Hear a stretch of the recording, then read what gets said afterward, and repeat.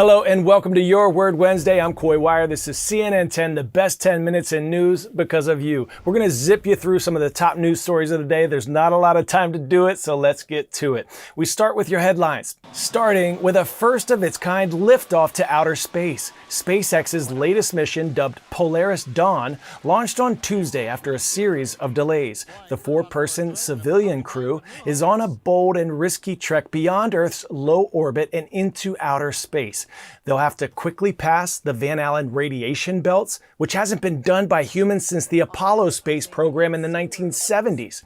Then they plan to one-up that feat by conducting the first commercial spacewalk. Timing is absolutely critical here. The Polaris Dawn mission only has enough life support for 5 or 6 days in space because of the major drain on oxygen supplies that comes with carrying out a spacewalk. Next, back here on Earth, the Gulf Coast is bracing for Tropical Storm Francine. The storm is quickly nearing hurricane status and could strengthen to a Category 2 storm by landfall today. A hurricane of that strength can do a lot of damage to homes and cause widespread power outages. Earlier in the week, communities in Louisiana and Texas took preparations for the storm's predicted flooding, powerful winds, and storm surge. Louisiana's governor even issued a statewide emergency declaration ahead of Francine's arrival. And in the western U.S., officials say more than 60 active, large wildfires have burned more than 2 million acres of land there. Blazes in California, Idaho, and Nevada are especially alarming, where flames and record heat have prompted evacuations and caused the destruction of several homes and businesses. Those who haven't had to evacuate are dealing with power outages and closed schools as firefighters in the air and on the ground work to contain the blazes. This just in, you are looking at obviously a very disturbing live shot there. That is the World Trade Center, and we have unconfirmed reports this morning that a plane has crashed into one of the towers of the World Trade Center. CNN Center right now is just beginning to work on this story, obviously calling our sources and trying to figure out exactly what happened, but clearly something relatively devastating happening this morning there on the south end of the island of Manhattan. That is, once again, a picture of one of the towers of the World Trade Center.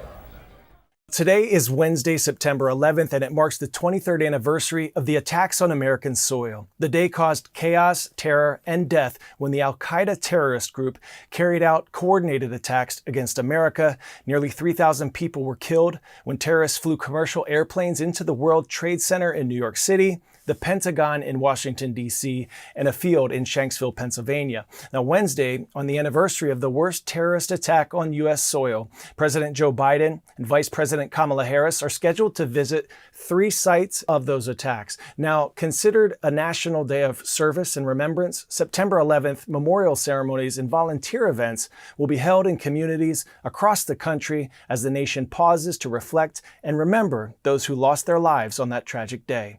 In New York, a 9/11 memorial and museum now sit in the original location of the World Trade Center towers. CNN went inside that museum as it was opening.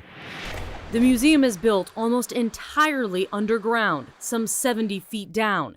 It sits in the precise footprint of the World Trade Center. So this is exactly where the South Tower started and went up 1,350 feet.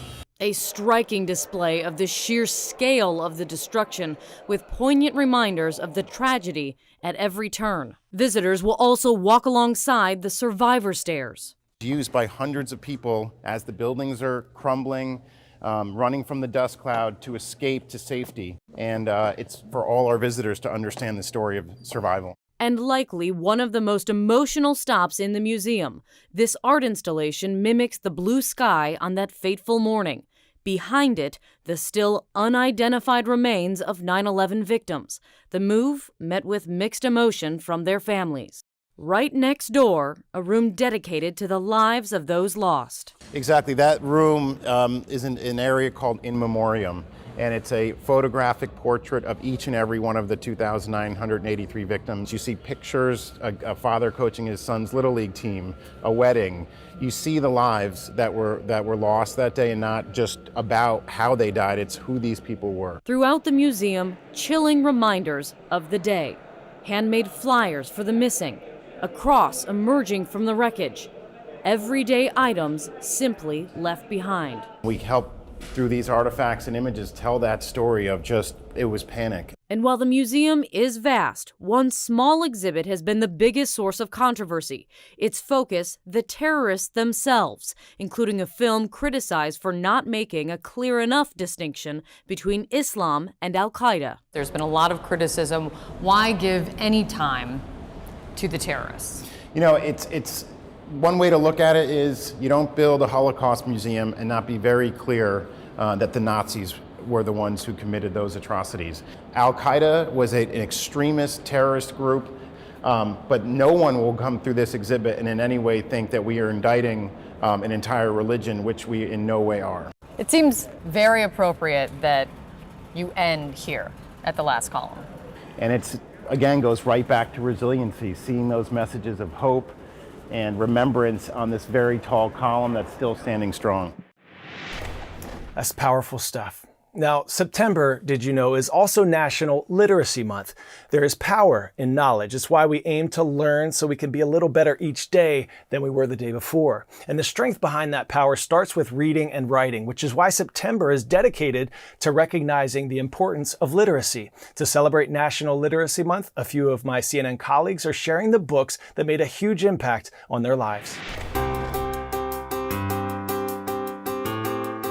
Well, I had two favorite books. One was a collection of poetry, Where the Sidewalk Ends by Shel Silverstein. I had a bit of a speech impediment when I grew up, and so it helped me to perfect my diction a lot. And it was just fun tales and gave you encouragement, and I loved it. The other one was a book called The Alchemist by Paulo Coelho. It translates at every stage in your life, looking for meaning in your personal journey. Well, my favorite book growing up is a pretty obvious one for me. It was Siddhartha by Hermann Hesse. The big takeaway was that knowledge is something that can be taught, but wisdom is something that has to be experienced. I give this book to a lot of high school students even today when they're graduating from high school or even earlier, because it had such a profound impact on me. The first time I ever cried in front of all my middle school classmates was thanks to a novel called Where the Red Fern Grows by Wilson Rawls. And to be fair, everybody was crying. It is a beautiful story of a boy and his two red-boned coonhounds growing up in the Ozarks. It shaped the way I think about wildlife, our relationship with nature and each other. This book really changed my life. It's called The Sense of Where You Are by John McPhee, the best writer in my view, biased, of all time. And the writing in this book was quite literally what made me want to be a writer. Yes, it was a sports book about a famous basketball player, Hall of Famer Bill Bradley, but how John McPhee wrote and how he was able to almost force a picture into your brain. It felt like you're almost watching TV while you were reading the book. What is my favorite YA book? Rick Riordan. I mean, come on. You cannot read YA today without looking at Percy Jackson and anything that Rick Riordan done. So I really love The Chalice of the Gods. Even though this is a story written for the teens, tweens, I found it to be truly one of those books that even adults can truly, truly love.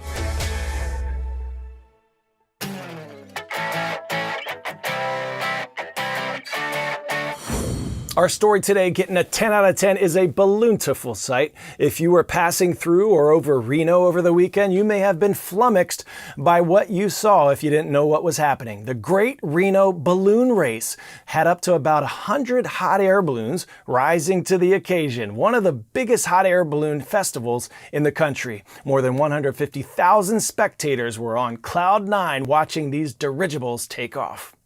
Congrats to Lola High School in Kansas for submitting our vocabulary word of the day. Flummoxed, an adjective meaning bewildered or perplexed. I see you, Madison. Thanks for all the submission, and thanks for all the shout-out requests on our CNN 10 YouTube page. Today's shout-out goes to Environmental Charter School in Pittsburgh, Pennsylvania. Go Hawks. Rise up, everyone. I'll see you right back here tomorrow on CNN 10.